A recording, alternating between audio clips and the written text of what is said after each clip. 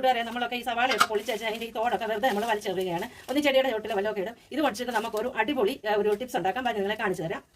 ഞാനൊരു പാത്രം വെച്ചിട്ടുണ്ട്. ആ പാത്രത്തിൽ വെള്ളം തിളച്ചു. അതിന് വരെ നമുക്ക് ഈ സവാളയുടെ തൊലി ഇട്ടതിന് ശേഷം നമുക്ക് കുറച്ച് കർപ്പൂരം അതിലേക്ക് ഇട്ട് കൊടുക്കാം.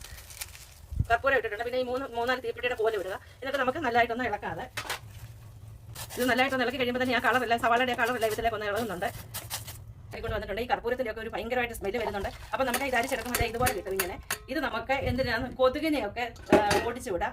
ഇത് വെച്ചിട്ട് ഇതുപോലുള്ള ഒരു നമ്മളൊരു കുപ്പി എടുത്തിട്ട് സ്പ്രേ ചെയ്ത് കഴിഞ്ഞാൽ ഇതിനകത്ത് ഒഴിച്ചിപ്പോൾ ഇത് ഭയങ്കര ചൂടാണ്. ഞാനൊരു 2 മിനിറ്റ് കഴിഞ്ഞ് കാണിച്ചു തരാം.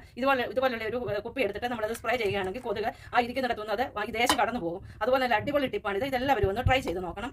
അപ്പോൾ ഞാൻ ഇത് റെഡി ആക്കിയിട്ടുണ്ട്. നമ്മൾ ഇതുപോലുള്ള ഒരു സ്പ്രേയുടെ കുപ്പിയിലേക്ക് നമ്മൾ ഒഴിക്കുകയാണ്. അല്പം തണുത്തതിന് ശേഷം വേണം ഒഴിക്കാനായിട്ട്. ഇത്ര ഒഴിച്ചിട്ടുണ്ട്. ഇനി നമുക്ക് ഇതൊന്ന് അടച്ചു വെച്ചിട്ട് നമുക്കൊന്ന് സ്പ്രേ ചെയ്യാം. അപ്പോൾ നമുക്ക് സ്പ്രേ അടിക്കാം. ഇവിടെ എല്ലാം ഭയങ്കര കൊതുകാണ്. കണ്ടോ, മുട്ടൻ കൊതുകാണ്. നമുക്കിതെല്ലാം ഇങ്ങനെ അടിച്ചടിച്ച് വിടാം.